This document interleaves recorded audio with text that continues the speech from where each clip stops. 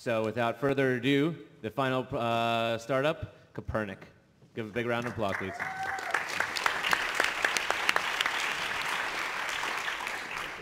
Hi, my name is Toshi Nakamura. I'm a co-founder. And you are 13 years old. Sorry? Much older than that. Co-founder and CEO of Kopernik, which is a technology marketplace for the developing countries. We are addressing specifically the challenges of distribution of the life-changing technologies. My co-founder and I worked for the United Nations for the last decade. We were frustrated by the fact that the poorest of the poor in a rural area, the quality of life is not really changing despite number of projects and support being provided through the development agencies. But at the same time, we saw a tremendous opportunities. We saw a life-changing technologies emerging which have a significant potential in improving people's lives. And I'm talking about technologies like this, very simple, cook stove, which is producing very little smoke and 80% more fuel efficient. And this is much better, obviously, than this way of traditional cooking. The indoor house pollution is leading to 1.6 million people's deaths every year. And another technology is like this. This is a very simple rollable water container. You can transport 50 liters of water in one go rather than making many, many trips per day to fetch the same amount of water. And that technology can free women's time and to allocate more productive activities. But there are so many great life-changing technologies that are emerging and that exist.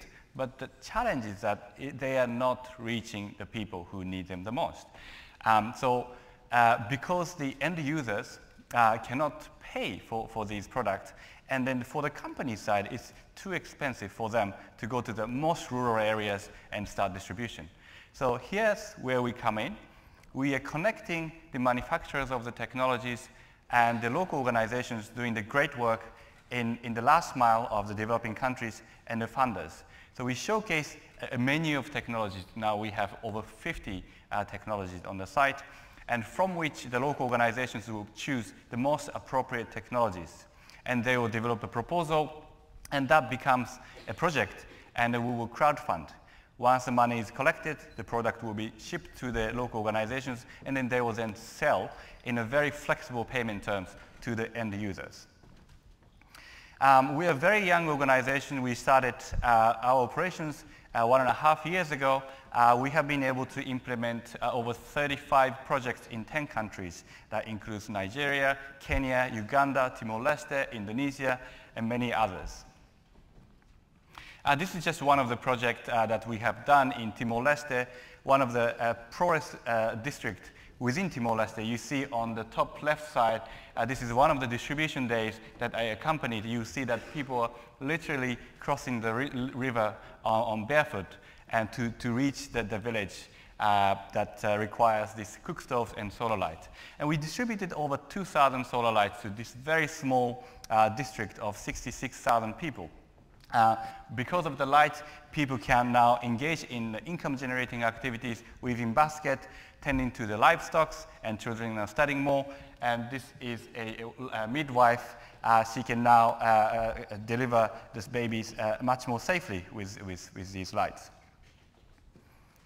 So we think we are very, very unique because we are the only organization which has such a wide range of potential solutions, technology designed for the developing countries, and we connect to the local organizations. And we are also working directly with the existing local organizations in the last mile, so it's been very cost effective to reach them. And on average, we are spending about $5 to reach one person. Also, because we work with existing organizations, it's easily scalable. You saw that we have already done 35 projects in 10 countries, and we have been able to grow very quickly. And we don't give things away. Our local partners will create the most creative and flexible payment mechanisms so that the end users, even the poorest of the poor, will be able to purchase. And a revenue model. We are getting 10% from each donations made through the website. At the same time, we are getting the sales commissions from the companies themselves because we are purchasing their technologies using the funds that we collect. And also we started to sell solar lights after the tsunami in Japan, and which is also generating quite a significant revenue for us. That's all. Thank you.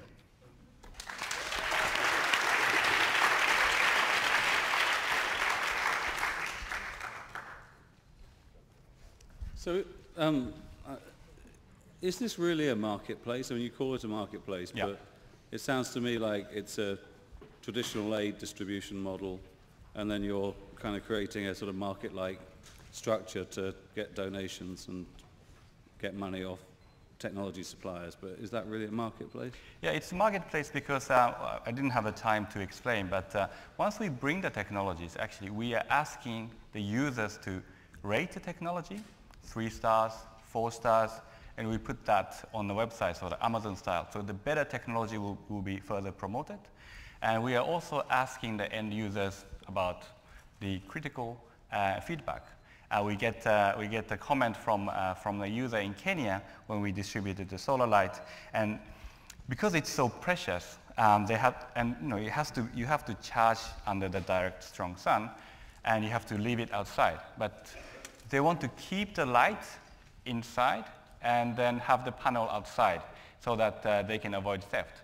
And so this kind of feedback we are collecting and feeding back to the suppliers, whereby creating really real dialogue between the end users and then supply of really amazing technologies. So another question, there are obviously in most parts of even the developing world, commercial distribution networks of all sorts of different models that, the Avon model or the Coca-Cola model or whatever. And I mean, why go for this sort of non-commercial distribution system rather than maybe try and create a more commercial model that would maybe sell not just life-changing goods but all sorts of other products as well? We actually, the local partners that we have come up with their own solutions. So they say, okay, they can sell this at the market price. Then they will sell it at the market price. But when they say, okay, these people will really struggle to pay the full price up front, then they will come up with a renting system, a slightly reduced cost, all these different kind of creative mechanisms to distribute. So we are covering both commercial to a more traditional way of distribution. You know what I like is that I'm thinking about the person sitting in DFID today or USAID today or in any of the development agencies who gets feedback from what's working and what's not. I like the idea about getting consumer reviews, I'm not using the right word, about these things because, hey, we all applaud ourselves and solutions, and wasn't this fabulous Davos crowd? But hearing from the people who are using it sometimes goes through one channel, not a consumer channel. I love that. What I want to know is, how do you collect technologies that are culturally appropriate, proven, and how does that filter work? Yeah, that's one of the most difficult parts. So we are looking for a technology that fits into 6 categories, which addresses the key challenges in many developing countries. So it's energy environment, water sanitation, agriculture, education, health. So these are first criteria that we have. And then we ask, are they really specifically designed for the developing countries? We get a message from a lot of companies that, we have this market which we developed for the US. Can you disseminate to the developing countries? We say no. We only deal with technologies that are specifically developed for the developing countries. And we obviously look at the durability issues and affordability issues. And then if we apply all these criteria, you actually have a much smaller number of technologies. Yossi, come on, say something. I'm scared. Yeah. I mean, would you like any of those life-changing Yeah, gifts? I think I will buy my wife one of these rolling water, so she will appreciate, the flowing water in our home. That's great. So the name is quite memorable. Yep. What does it mean? It's from a Copernicus. And he's a Polish scientist, and it's original spelling. And then I worked in the development industry for a long time. We wanted to change drastically the way we do things. You know, I want to make a comment. I want to make a comment which actually relates to all the 8 people, that instead of trying to develop some stupid offerings on the internet, they really dedicate their thinking and their life trying to do good to a lot of people in variety of ways, and I think all of them should get a round of applause sometime, including the current one. Thank you.